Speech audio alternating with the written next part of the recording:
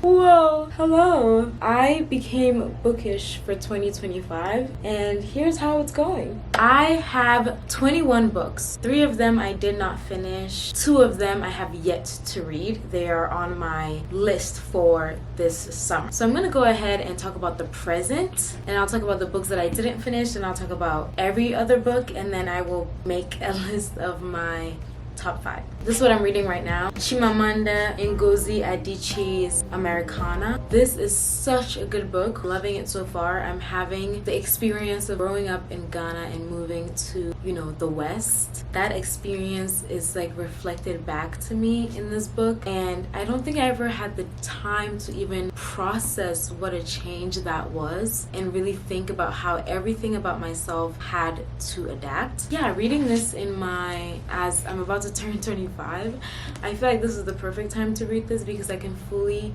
understand and digest everything that I need to. It's going great so far. I haven't finished it, but I know this is going to be one of my favorite books I've read all year. Madonna in a Fur Coat by Sabatan Ali, and The Sex Lives of African Women by Nana Darkwa Sichiama. So I'm gonna be reading these 2 this month.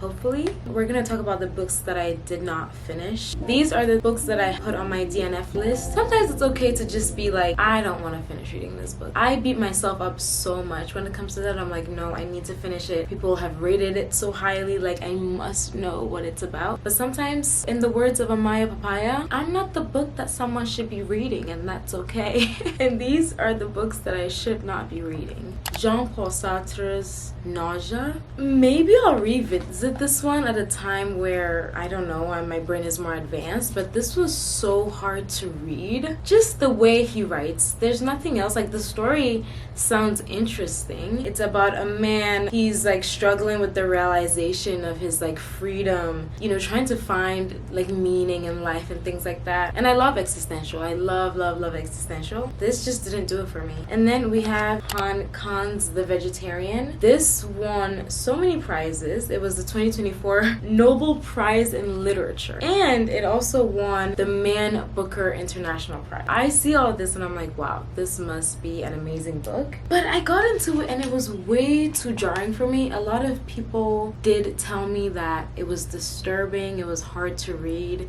and they just didn't like it. And that's how I felt. It's about a lady who all of a sudden becomes vegetarian out of nowhere. The things that she does, the things that she goes through, the things that people do to her, it's just all very abusive, torturous, lustful. It just was odd. It was off. I was like, why am I reading this? Like, it's just so bad for my brain. And I didn't like the way it was written either. I just found it hard to follow. So I'm just going to have my own opinion and say, no, I did not like this book. A lot of people on Goodreads also didn't like it, so I know I'm not alone. We have C.S. Lewis's Mere Christianity. This is a book that I started reading last year, read a little bit of it earlier this year, and I couldn't get into it because of how dense it was. I can take like a chapter at a time. It's just so old English. Yeah, just a very heavy, to be honest. It's hard to breeze through those. So I'm not saying like I won't, get back to these at some point if I want to, but it's looking unlikely right now for all the books that I want to read. And then we're gonna talk about all the books that I read. There are 2 not here, so I'll talk about them before I move on to the physical ones because I don't want to forget. I Who Have Never Known Men, an amazing book. So desperately hopeless, yet so hopeful. You know how the story is about to end, and you still hope for a different ending. And it just taught me about like, how powerful hope is, because hope is also what kept the main character going. She lives in like a jail cell, 44 other women, I think. All her life, that the cell is what she's known. She's heard about this outside world and all this stuff, but she was very little when these women got captured into the cell. So she only knows the cell, and she only knows these women apart from like these guards. And then one day something happens that just like shakes up the whole cell process, and she has to navigate what life looks like, from there. It is such a thrilling book. I loved it a lot. That's a 5 out of 5 book for me personally. Secondly is Woodworm This was by a writer from Spain, I believe. It was creepy, quirky. I don't remember much of it, which, you know, should tell me something about the book if I don't remember it. But I do remember it being very easy to read and like interesting, but I don't remember this family, and they have people living in like in the walls of their house or something like that. None of it makes sense. It's all like crazy. You will find out from this video that my book taste is very, very quirky. It's very edgy, very out of, I mean, any basic girl on Instagram is gonna look at my book list and be like, yeah, babe, this is a TikTok Substack made book list. It seems like these are the books that everyone is talking about. So you might think it's basic, but for people who don't read this kind of stuff, it's very like literature heavy. You know, the genre is called lit fic, literary fiction. The way the story is told is almost more important than the plot. Sometimes they don't have a plot. Sometimes it's all like about the way that the books are written. Those are the books that I enjoy the most. So yeah, Woodworm. I think I'd give Woodworm a 3 just because I don't remember it. Next is this. This is the first book I read this year. This is Agua Viva. This is a stream of consciousness book about like life, creativity, God, time. Completely captivated me. I think it threw me to the complete end of literary fiction. Clarice Lispector is just a brilliant, brilliant force. I'm obsessed with her, like truly. I read 4 of her books in 1 month and my life changed.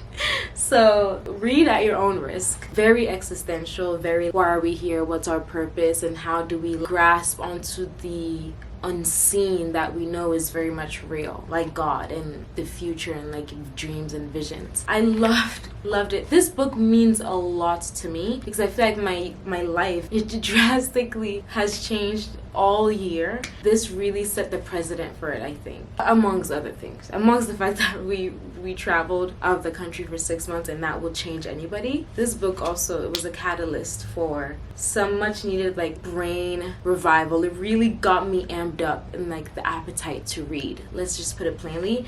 Another 5-star book for me. An Apprenticeship and the Book of Pleasures, also by Clarice Lispector. This, I have a deep love for this book. This book, it was so good. It was so good. Like when I was reading it, I was like, what am I reading? Like halfway through. And now that I think back on it, I'm like, this was an amazing book. It's a story about a woman. She's a teacher, and then she starts this like relationship with this guy who, honestly, the guy I felt like was too like full of himself. I didn't like it. But her reflections and the way that the main character grows throughout the relationship with this guy, and like how she gets to know herself. Yeah, the way she just grows into herself as a woman is very beautiful to see. And the love story does get a little bit better towards the end. He stops being, you know, as annoying. I love it. I think I'm gonna rate every book 5 out of 5, but maybe I'll give a 4.5 stars because it was great.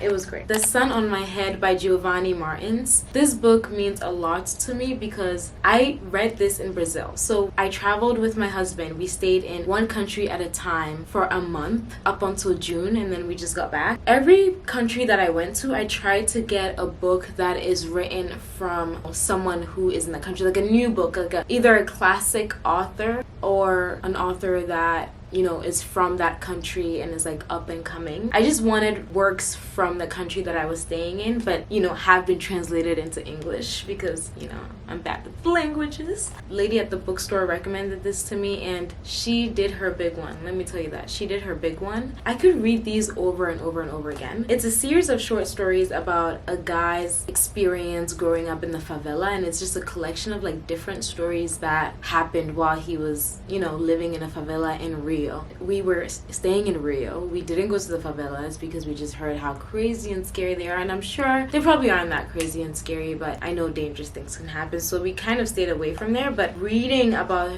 their experiences, like honestly, a lot of it mirrored my experience growing up in Accra, and I know Accra is not crazy, and I lived in a pretty nice neighborhood, but just the story of like recklessness, you know, being so curious at a young age, going places you shouldn't be going, trying to find out things you shouldn't be trying to find out, friendship, young love, all of these things are encapsulated into this book, and it is perfect. It is a masterpiece. Giovanni Martins, it says he's the best-selling literary sensation from Brazil, and I don't doubt it at all. This book was perfect. This is a nice summer read, especially if you're going to Brazil or have been to Brazil or are interested in the country, or even if you're from there and you don't know this author. Great book. I think I'm gonna give it a 4.5. These are my close to perfect books. I'm taking 0.5 off because when I saw it, I thought it was just one story, so I had to like mentally prepare myself for the short story, cycle. And I think I prefer one novel more than short stories, so it was like, but it was perfect. Other than that, I got into it and I loved it. Clarice Lispector's Hour of the Star. This is one that I may have to read again because I fear I didn't get the hype, and I know Clarice is my girl, but I didn't get the hype. I thought that the voice that she was writing the story in was very annoying. It's about a guy who is kind of like stalking this poor girl. So sometimes the guy will like write about his life and his thoughts, and then it'll fade into the poor girl's perspective. He writes like he's an omniscient person who can see every move of this girl, but it doesn't even seem like they ever even have a conversation. I don't know, it's very like weird, and I like the creativity, but I didn't love the back and forth between the guy who's like stalking her perspective and her perspective. I felt like her perspective was much more interesting, but I thought the guy's like life and thoughts that were interjected into it were very like difficult and just like a little too try-hardy for me. I'm sorry. I know. I didn't love this one as much. I think I'm gonna rate this a 3. I got both of these books from Argentina. These were both writers who either have some history with Buenos Aires, whether they live there right now or they were born there. So after Brazil, we went to Argentina and got some books there as well. The first one is The Delivery by Margarita Garcia Raballo. Guys, this book healed my mommy issues, to be honest. Yeah, this book healed my mommy issues. It's crazy. It's about a lady who is kind of estranged from her mother. Then she gets a delivery one day from her sister, and it kind of changes that relationship that she has with her mother. Relationships with your mothers are like much more complex than your fathers, because with men I feel like it's easy to be like, yeah, I didn't expect much from you anyway. But with mothers, you're like, hello, like, that is my mother. What are you doing? There's just so many complex feelings. There's much more grace. There's much more nuance. You can, like, as a daughter, I can see myself in her.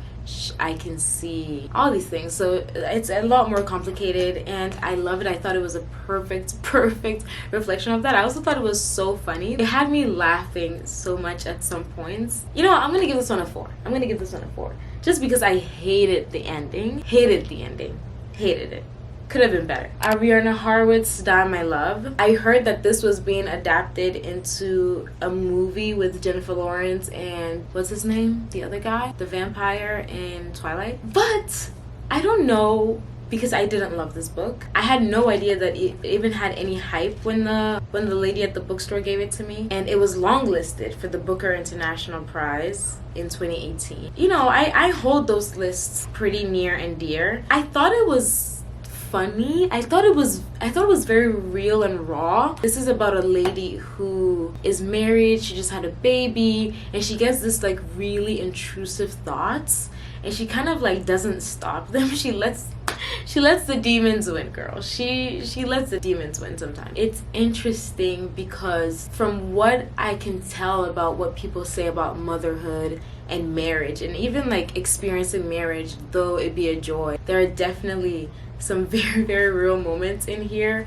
where you think about freedom, you think about independence, you think about the unknown and like the could have beens, you know, or sometimes you just think about like how life is so different, and we're human, so we can't help these thoughts sometimes. So I thought that a little bit of this was relatable, but honestly, at some point you just bring God into it and you'd be fine. I feel like this girl, there was no God in this. She just let all the demons win, and so be it.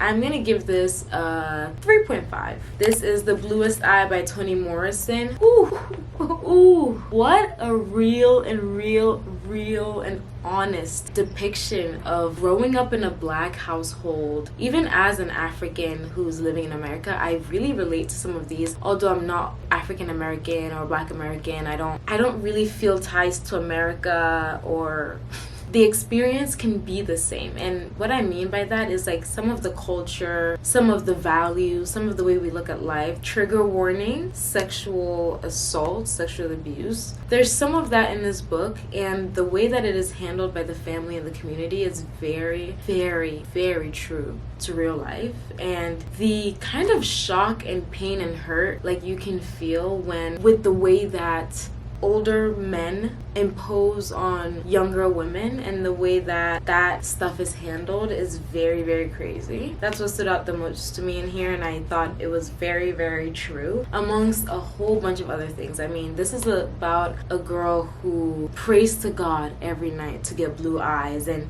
she's just a young, dark-skinned, I think dark-skinned Black girl who's growing up and like being told that she's ugly by everybody, the way boys act towards her, feeling like she was lighter. All these things that are so relatable, especially when you're growing up like that, and all the love interests of your crushes are light-skinned women or women who don't look like you, and having to like come to terms with the fact that you are not what's desired. And also now starting to own your identity, starting to love yourself. It's a whole journey. Really love this book. I'm gonna give this book I'll give it a 4 for now. That's what I'm feeling. I don't know why. Like, I think it was good, but I'm feeling a 4, so I'm gonna give it a 4. Never Let Me Go by Kazuo Ishiguro. I grew up going to a Christian private school in Ghana, and this book reminds me so much of my experiences there. I'm gonna read you the description because I don't think I can explain this book well enough. Never Let Me Go dramatizes her attempts. Kazuo Ishiguro, who is the author, imagines the lives of a group of students growing up in a darkly skewed version of contemporary England. Never Let Me Go dramatizes Kathy's attempts to come to terms with her childhood at the seemingly idyllic Hillsham school, and with the fate that has always awaited her and her closest friends in wider world. This is a story about friendship, coming of age, young love, but it also has it comes together as you read the book, and I thought that was very masterfully done. I think I'll give this book a 4 as well. I don't have such a strong feeling towards it as I have with some of the books that I'm talking about here. So The Passion According to G.H. by Clarice Lispector. Another Clarice Lispector. I was eating Clarice Lispector up this year. I'm talking about in it. This reminded me, well, I think it's a play on words about Christ and crucifixion, or it's the Passion of Christ, and this is a Passion According to G.H. This is about a lady who sees a cockroach in her maid's room, and she kind of goes through a very deep transformation by like looking at this cockroach, kind of like fantasizing about this cockroach, eating it or something. The whole book takes place in one day, so it was very difficult for me to read because it's like, dang, it's in one setting. So be prepared for that. This book taught me so much about God. Clarice references God a lot, and I'm sure it's because she's Brazilian. Brazil is very spiritual. Lots of Christians there also. So she mentions God a lot. She references Jesus. I want to read something here. I never like to mark up my books, so then when I'm looking for something, I can't find it. Maybe I'm going to start marking up. Do you mark up your books or do you not? Because never mind, I remember it. She says, I want to know if hope was a contemporization with the impossible, or if it was a way of delaying what's possible now, and which I only don't have out of fear. She also says, the more we need, the more God exists. The more we can take, the more God we shall have. I love those 2 lines so much. There's a couple more lines, but those 2 lines really unlocked for something for me, especially talking about the possibility that hoping for something may actually just be us wrapping something that we really want. We could have it now, but we don't have it out of fear. And so we hope for it. We say, oh, I hope to do this. I hope I can do this. I hope this happens to me. But you could have it now. You just don't have it because you're afraid of it. Ooh, that was such a big revelation for me. My whole life, I've dreamt of working for myself, doing social media full time, and all these goals and things that are like way larger than life. You know, I'm hoping for it, but it's like I have it now. Like I have it now, and I can have it now, and I'm just scared, you know? So I had to come to terms with that. Also, you know, the more of God we want, the more we shall have. That's literally biblical. So that also was like, wow. Yeah, just expand yourself to receive God's goodness and things like that. Loved it, loved it, loved it.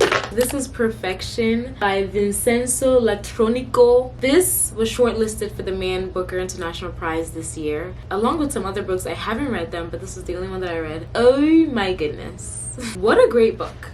I read this at the perfect time because this is about a couple. They're like a millennial couple, and they moved from their small town somewhere in Europe. We're not sure. The author doesn't say. And he also gives them like very generic names, Anna and Tom, so you like don't even know where they're from. But they moved to Berlin, and they are creatives, you know, work for themselves, and they do like design and brand identity and marketing. They live in this very expat-y, like remote working, creative, like design, like ecosystem in Berlin, which is an ecosystem that's in every city. I just came to find out after going to 6 different countries this year. There is that bubble of like everywhere, and I love that bubble. I am a part of that bubble. I was working remotely. I was going to places that spoke English. I love the wine bars, creative studios, and the chai latte and the oat milk. This whole book is about that experience, what it means when your life is kind of like algorithmically curated. You like the things you like because it's the digital, you know, world. It kind of made me take a look at myself and like wanting to step outside of that world, even though I can't help it. Not saying that the life that they live is bad at all, but it just shows you that you have to have a purpose or something you're doing that's bigger than you, that's outside of taking pictures on Instagram and going to the coolest coffee shops and like all these things. Really just have a purpose and something that drives you. And this whole book, this couple, they're dissatisfied and they're looking for something that to fill that void. For me, that void is Jesus. Like I think living for him and yielding to the Holy Spirit is truly what helps me to kind of step out of myself for a little bit. So yeah, I loved this book a lot. There's no dialogue, so it's very interesting. I loved it. I think I'm gonna give this one a 4.2. I'm just making it up, psycho. This was a good book. Martyr by Kaveh Akbar. This book had me hooked, girls. This book had me hooked. What a great book. What a great book. This is about a guy, I think he's in his 30s, but he's in college. He's a recovering alcoholic. He's like very depressed, wants to die, sees no meaning in his life, and he's from Iran. His dad moved him to like Midwest America when he was just a baby, and his mom died in a plane crash. He doesn't know his mom, and he sets out on a journey to write about martyrs and like having your death mean something, because all his life he's realized his mom's death didn't mean anything. Like the US shot down a plane coming from Iran, and it was the plane that his mom was in. They just vanished into thin air, gone. All of a sudden his mom is gone. And so all his life he's thought, wow, my mom just died, disappeared out of thin air for nothing. It didn't serve any purpose. So he's been wanting to find death, or he's very interested in deaths that serve a purpose. So he comes across this artist in Brooklyn who boxes. She's dying in a couple of days, and she's gonna spend her last days at the museum talking to people about death and all of that stuff. So he's like, oh, this is someone whose death really matters. And he travels to Brooklyn to go speak to the artist, and they find out that they have so much in common. And the twist that this book takes is one that you do not see coming. No matter how much you think you see it coming, you just don't see it coming, and it's magnificent. I'm like trying to be harsh, so I'm not giving everyone 5 stars, but it might be 5 stars. All Fours by Miranda July. There's something very captivating about this book. Keep in mind it's very wild and raunchy. I don't know how I missed everybody. All the reviews mention how horny it is, how deeply sexual it is, and I don't listen. I don't think I even read any reviews. I just saw that people were like, oh, this book is good, so I bought it. Very, very raunchy. Don't know if this is a book that I would recommend. Just who I am as a person. It was very interesting, and it made you keep wanting to read just to find out like what was gonna happen. A lady in her like mid-40s, has a child, has a husband, says she's gonna travel from LA to New York by car for her birthday. She set out 2 weeks to travel. She's also an artist. And 30 minutes into this road trip, which she's only doing this road trip because she wants to show her husband that like she's cool. 30 minutes into the road trip, she goes and makes a detour, and I don't want to spoil the rest of the book, but it is like the wildest detour and the craziest and the most raunchy and insane. And this is another book where she just let the demons win. You gotta fight those demons, girl. The demons will come. One thing about the demons, they will come. You can't let them win. Cannot let them. Stay strong, stay steadfast. She let them win, and for that I can't recommend it. Was it a great read? Yeah. I don't know if I could recommend it. I'll give it a 3 just for that. I'll give it a 3. This is the last book that I read before, you know, Americana. Elena Ferrante's My Brilliant Friend. And oh, this book, oh, how it is to grow up with a girl best friend. And it was a good one. It was a good one. When there's a smile on my face, you know that I loved this book. I love this book. I think I'll give it a 4.5, honestly. This is set in Italy. It's about 2 best friends. You see them from when they're like 6 up until, I think, like 16 or 17. And they're all grew up in this like small kind of ghetto, pretty ghetto community, and I, once again, so much to relate to when it comes to growing up somewhere that's not America, point blank period. That kind of like edgy, rough life. Like I said, Accra is not crazy, but compared to central Massachusetts that I moved up from, Accra is pretty nuts. So it really reminded me of my childhood. It also reminded me of the feelings of just like having a girl best friend that is like, just everyone is just captivated by her. The kind of like dependence on each other, the kind of like comparison, jealousy, but just intense love. Like you love this person with all your heart. Yeah, it's just friendship, things like that. Really, really resonated with it. She uses a lot of commas. That's my only qualm with this book, is there's too many long sentences that are like divided into commas, and at first they annoyed me, but I grew to appreciate it, but they were still pretty like, let me catch my breath. Other than that, it was perfect. I loved it. I loved it. Honorary mention to Otesha Mojveg's Homesick for Another World. I read this in December, so you know, not 2025, but this was really what kickstarted my like bookish journey, and I used to be a book girl for so long. Otesha is like one of those writers where you finish the book and you're like, something is deeply wrong with her and she needs help. This author needs help. She is sick. But I love it. I love the crazy. I love the very deeply human, like, let's talk about the things that nobody talks about. Let's talk about the things that are lurking in the shadows behind closed doors. The such human, very off though. Like after every, this is a collection of short stories.